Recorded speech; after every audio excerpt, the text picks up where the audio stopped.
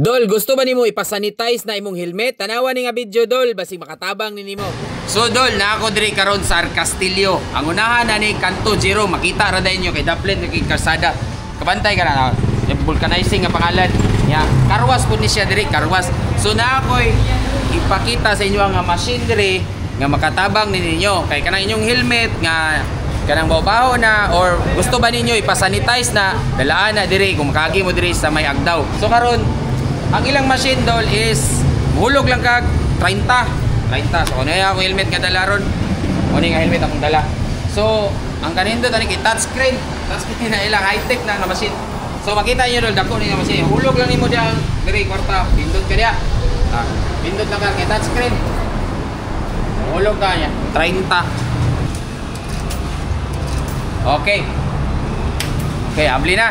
So ihulog lang nimo diri imong helmet. O butang nimo imong helmet. Okay, importante dol, i-open ang imong visor. Asya na. So, sirado. Okay. Okay na. So, maghulat lang ka na dol. Last slide, disinfecting, deodorizing, drying, purifying. Yang last na, kompleto na. Umot na imong helmet. Sa pa imong yulat dol. Kanang imong helmet nga baho-baho na diya. Kung gusto ka o gundago, masanitize imong helmet while wagi ka diri, magpakarwas ka, and then abot sila cleaning diri nga helmet nga high-tech na kayo. Og ang kanindot ani dol, kung gusto ka magnegosyo, naga-ship out ni sila entire Philippines ani nga machine.